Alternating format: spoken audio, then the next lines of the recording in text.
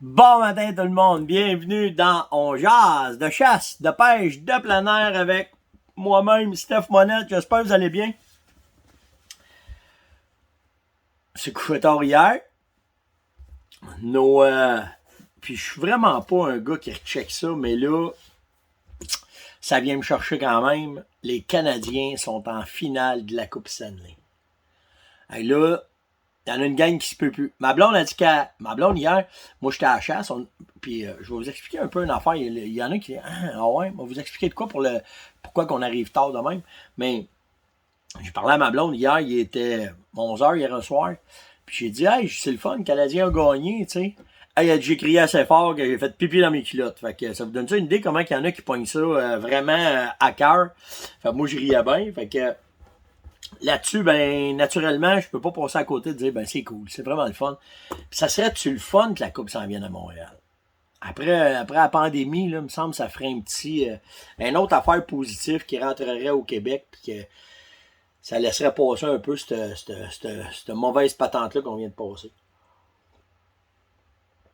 Alors, on va le souhaiter le meilleur du meilleur à nos Canadiens, puis qu'ils aillent chercher la Coupe Stanley. Ou c'est la Coupe Grey, je sais pas, là. Ah, c'est bon. Ouais, on arrive tard, puis moi, ça a tout le temps été de même, la chasse à l'ours. Je sais pas, il y en a qui font, ah, t'es-tu malade? Ben non, écoute, on chasse, t'es partir de chez le pourvoyeur, monter sur le territoire parce qu'on chasse dans la réserve Rouge-Matawan. Naturellement, les ours sont jamais au bord, sont tout le temps au fond. Fait qu'on on fait la réserve au complet, puis on chasse au nord complètement. Fait que, mettons, on part l'après-midi vers 2h l'après-midi. On fait une demi-heure de chemin d'asphalte. Puis après ça, on a 60 km de gravel à faire. Puis ça dépend comment est-ce que c'est, comment c'est le fun. Puis, curieusement, j'aime mieux m'en revenir le soir que dans le jour. Le soir, au moins, avec les lumières, puis tu vois d'un curve s'il y a quelqu'un qui s'en vient, fait que tu peux te permettre de rouler un petit peu plus rapidement. Fait que c'est cool, là, c'est le fun.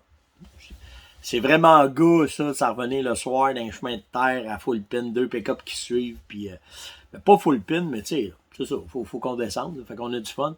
Puis on est tous rendus avec ça à cette heure sur nos trucks, des LED, là, des systèmes de lumière plus forts encore pour calique que c'est agréable quand tu roules dans des routes forestières ou des affaires comme ça, tu vois. Tu sais, les lumières, il y en a de la lumière, là. Fait que c'est intéressant. Puis hier, c'était une soirée où est-ce qu'on voyait beaucoup de gibier. On a quasiment tout vu hier. On a vu du renard, on a vu du loup, on a vu de la perdrix, on a vu du lièvre, on a vu de l'orignal, on a vu du chevreuil, puis naturellement, on a vu des ours. Fait que c'était une soirée où est-ce qu'on voyait beaucoup de gibier, probablement qu'ils sentaient la changement de température, puis hier, ça bougeait. Mais Yann, hier, j'ai pas chassé hier avec Yann, je les laisse chasser parce que là, on a changé de place. Puis on chasse au sol.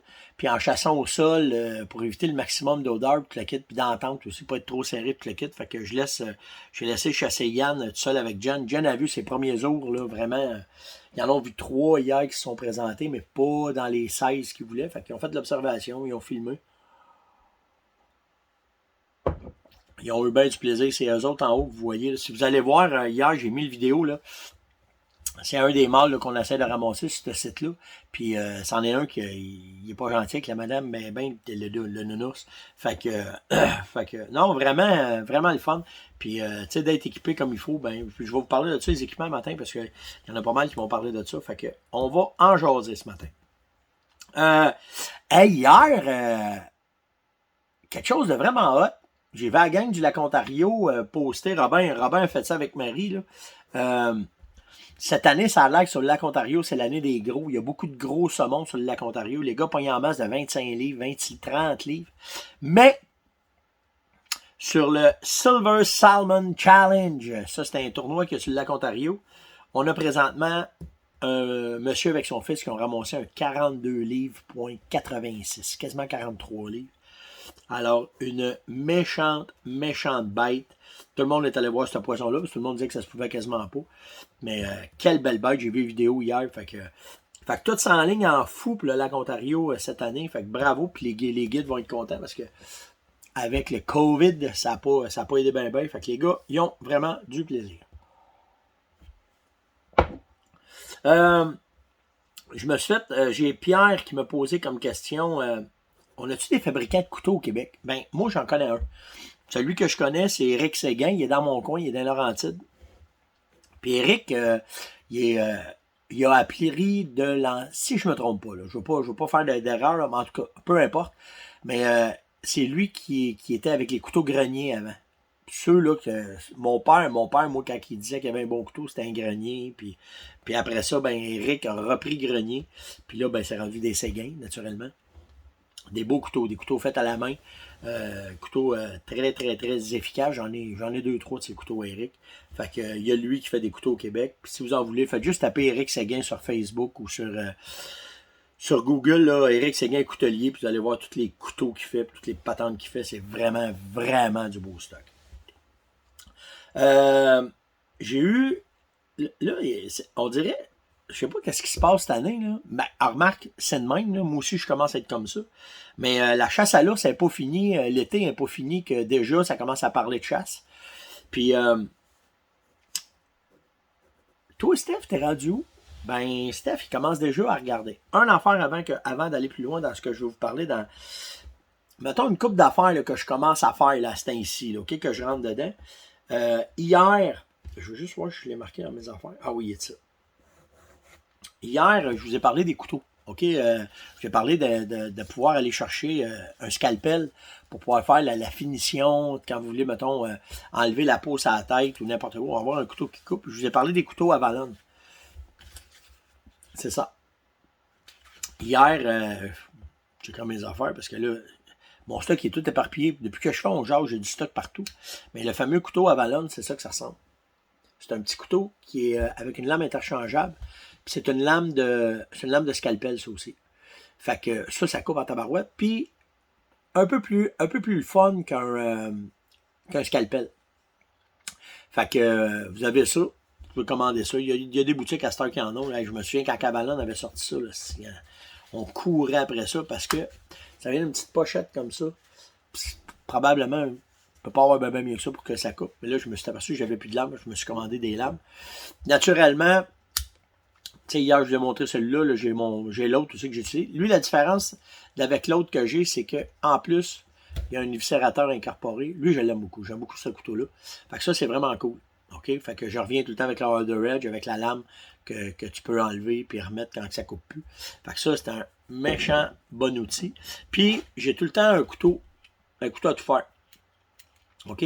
C'est pas des couteaux souvent que je paye cher. J'essaie de voir là, la qualité de la lame puis comment est-ce que c'est. Mais tu sais, un couteau à tout faire. Couper des branches, couper ci, couper ça. Comme je vous disais hier, j'essaie d'avoir une lame qui est assez pointue pour être capable que s'il arrive de quoi, que j'ai une mise à mort à faire, ben que j'ai un couteau qui est efficace. C'est un couteau peut-être avec 5-6 pouces de lame. Fait que essaye d'avoir des composites parce que ça, c'est une affaire pas pire. Quand vous avez ça après votre ceinture, lui je l'aime moins là, parce que l'étui est en plastique. Quand ça frotte, là, je suis après à regarder, on va probablement mettre du ruban en entour pour enlever le son de plastique là, quand je suis assis d'une chaise ou quand je passe dans les branches. Ça sonne cacane, là, mais les couteaux de ce genre-là, j'aime ça. Là. C'est des affaires le fun. Pas juste le fun, mais très pratique. Des branches à couper, de la corde à couper, des affaires de même. Je prends pas ces couteaux-là parce que je veux garder mon tranchant pour quand c'est le temps de faire boucherie ou quand c'est le temps de faire mes patentes. Ben, préparer ma viande, peu importe. Fait que c'est ça. Je vous disais, il y a 2 secondes, où est-ce qu'on en est rendu, puis qu'est-ce qu'on fait, puis ben là, moi, je commence déjà à regarder. Quand juillet arrive, là, tu sais, on n'a même pas fini juin, mais je commence à regarder en juillet. Puis là, c'est pire cette année, parce qu'avec les approvisionnements, on ne sait pas comment est-ce que ça va aller. Fait que là, je commence à regarder mes achats. Qu'est-ce que je vais acheter, qu'est-ce que j'ai besoin, puis je suis après vérifier mes stocks, puis... Fait que tu sais, je vous ai sorti une coupe de top patentes que je regarde. À ce temps-ci, qu'est-ce que je fais? Au-delà de l'équipement, je vais commencer aussi à regarder mes territoires de chasse, si j'ai des permissions à demander. Si c'est le temps d'aller prospecter. Même s'il y a bien de la feuille, tu peux commencer à aller voir tes accès, aller voir les sentiers, aller voir... Tu sais, commencer à regarder puis à voir qu'est-ce que je vais avoir cette année comme spot de chasse. Puis, bien entendu, si j'ai la chance, j'ai des permissions, puis que c'est safe, ben je vais commencer déjà à installer des caméras de surveillance. Mes caméras de surveillance vont être installées dans les sentiers, puis que ce soit pour l'orignal ou le chevreuil, c'est la même affaire. Là, on a déjà des caméras, nous autres, qui sont installées sur nos spots. Là, je vais parler à Bruno probablement la semaine prochaine pour lui dire « Hey, écoute, tu peux-tu aller mettre une caméra à telle place, à telle place, à telle place? » Au-delà du topophile que je vais utiliser dans le temps de la chasse pour voir si les accès ils sont là, on va commencer à mettre des caméras de surveillance pour essayer de voir ce qui va pas ces salines, ce qui va pas ces poteaux, ce qui va pas sur nos aménagements. Bon, on va essayer de pogner d'un sentier un peu comment est-ce que qu'est-ce qu'on a disponible sur nos territoires de chasse. Fait que puis tu laisses la caméra. C'est pas les caméras là, que vous allez avoir 400, 500, 500, 1000, 1500 photos. Là. Mais tu sais que tu te ramasses 2, 3 bonnes photos. Tu vas voir en même temps ta prédation, si tu as des loups, si tu as des ours. Tu sais, ça te permet de voir qu'est-ce qui va se passer sur ton territoire, comment est-ce que ça va aller, puis où est-ce que tu vas t'en aller en préparation de ta saison de chasse qui s'en vient.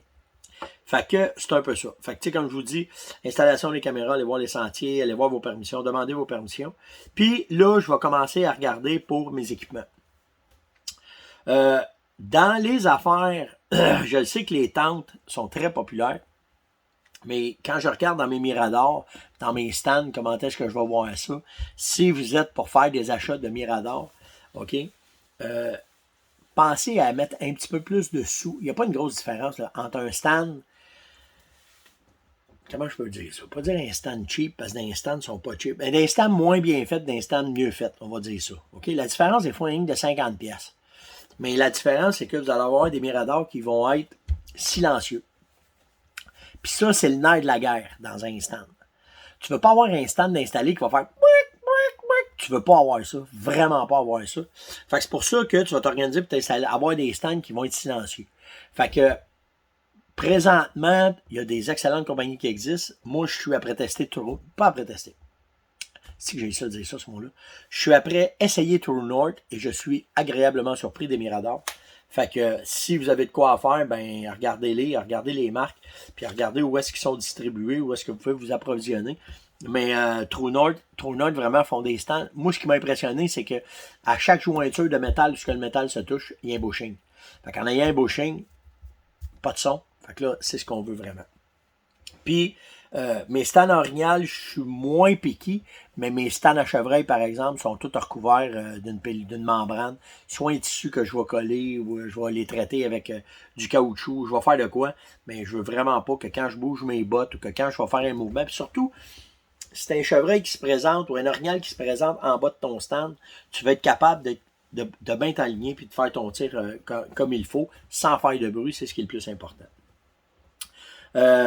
Pour le chevreuil, ben, je vais commencer à regarder mes sentiers. S'il y a bien des sentiers qui se croisent, ben, quand vous avez bien des sentiers qui se croisent en voyant vos prospections, ben, ça va être une place pour faire des faux grattages. Fait que ça peut être le temps de commencer à préparer vos lignes de tir, préparer vos places. Pensez à vous ce que vous allez mettre votre stand, sans les mettre à ce temps-ci, mais commencez à prévoir des endroits où vous pouvez couper les branches tout de suite, préparer des lignes de tir, préparer des spots pour que dans l'été, tu sais que les branches que vous allez couper vont vieillir, les chevreuils vont s'habituer à ça. Pas faire ça pendant la chasse, mais bien avant la chasse. Fait que ça commence à être le temps. Tu sais, entre deux campings puis deux decks de piscine ou n'importe quoi, de commencer à aller faire un tour dans le bois et d'aller commencer ça.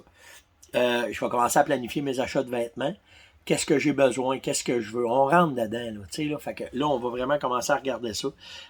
Surtout, si vous allez dans la boutique, informez-vous pour les approvisionnements. Quand est-ce que ça va rentrer? Quand est-ce que je vais avoir mon... Tu sais, qu'est-ce que tu vas avoir cette année comme vêtements? Dans tes commandes, tu vas savoir, tu sais, moi, j'ai été voir sur Internet, t'as-tu ça, t'as-tu ça, t'as-tu ça, t'as-tu commandé ça? Commencez à planifier parce que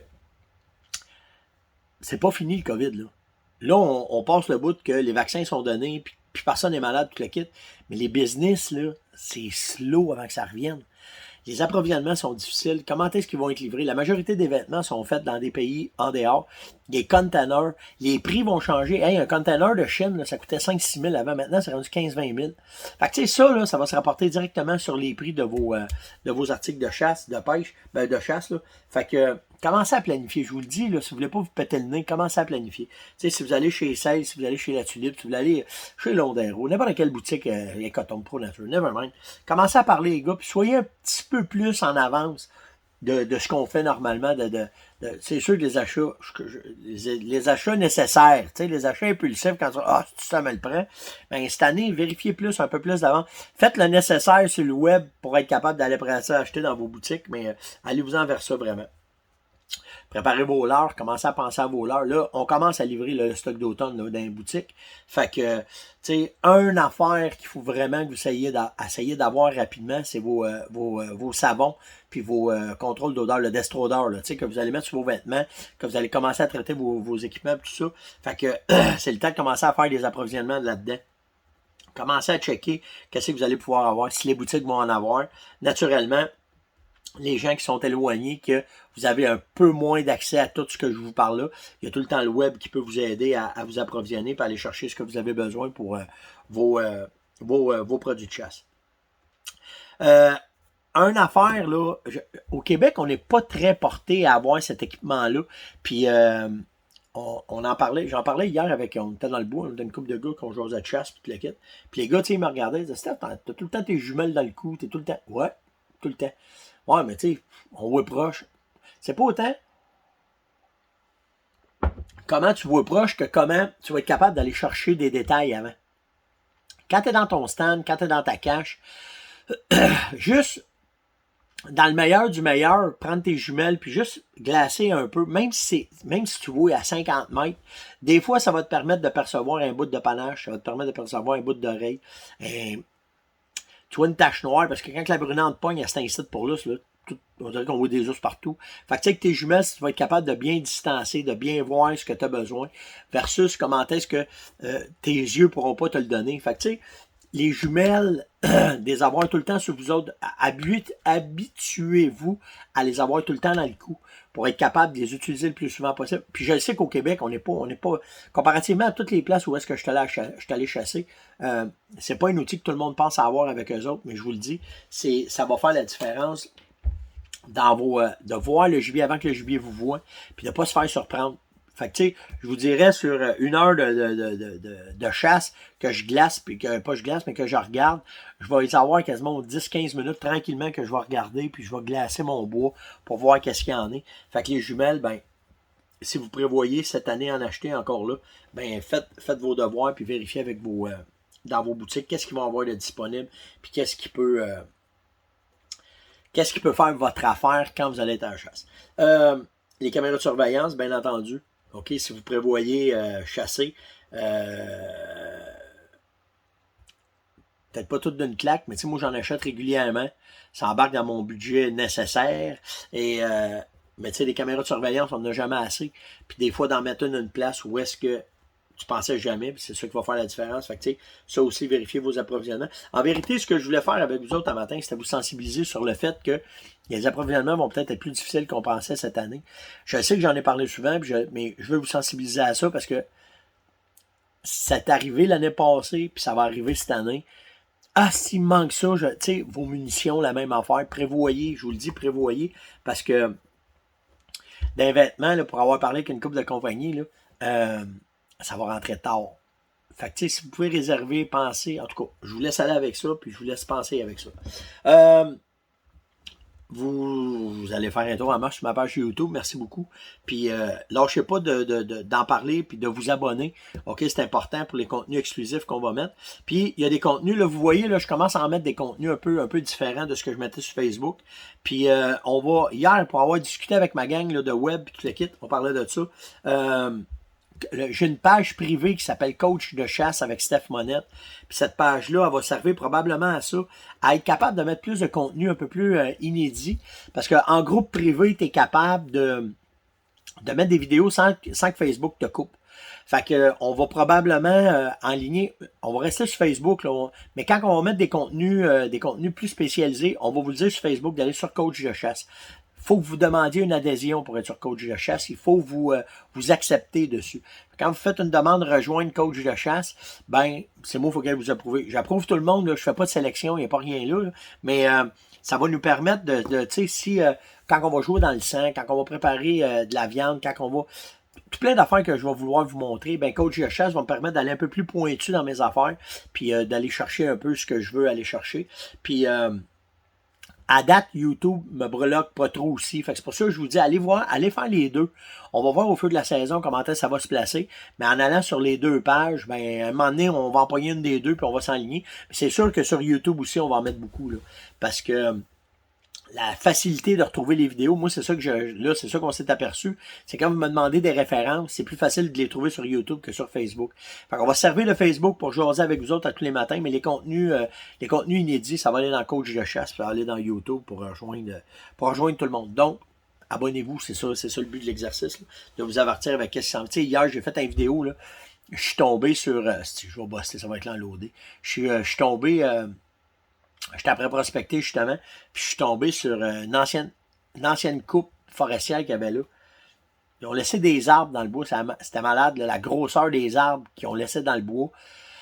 Je me souviens pas d'avoir vu des gros arbres de même, fait que j'ai filmé ça, je vais parler de l'habitat, qu'est-ce que je cherchais, puis comment c'était. Fait que ça va tout être des vidéos dans ce genre-là aussi qu'on va mettre sur Coach de chasse, là, qu'on va vous partager. Hey, merci tout le monde d'être là. Likez, partagez. Je le sais que vous êtes moins c'était là, ok, la Saint-Jean, blablabla. Mais moi, je suis là tous les matins quand même avec vous autres. Fait que likez, partagez, surtout commentez. C'est important les commentaires, je vous l'ai dit. Ça nous permet de bien nous ranker. Puis, ça permet de voir aux algorithmes qu'on est de plus en plus là, puis d'être capable après ça de tout ce qu'on va mettre, ben ça va être accessible à tout le monde. Fait que likez, partagez, invitez, mais surtout commentez sur toutes les pages, que ce soit sur Coach, que ce soit sur YouTube, que ce soit sur Facebook, que ce soit sur Instagram. Faites juste mettre un petit Hey Steph ou Salut Steph ou un petit bonhomme qui claque des mains, n'importe quoi, mais ça nous aide à se placer parmi les algorithmes. Fait que passez une excellente journée aujourd'hui, même s'il fait pas beau, on va aller à la chasse pareil parce que c'est moins pire qu'hier, je trouve. Fait qu'une journée de même, souvent, c'est productif. Fait qu'on va aller installer d'autres tentes, puis on va aller voir d'autres sites de chasse, puis on va voir comment ça va aller. On en voit, là, on a du fun, c'est ça qui est important. Passez une excellente journée. On se parle demain tout le monde. Ciao.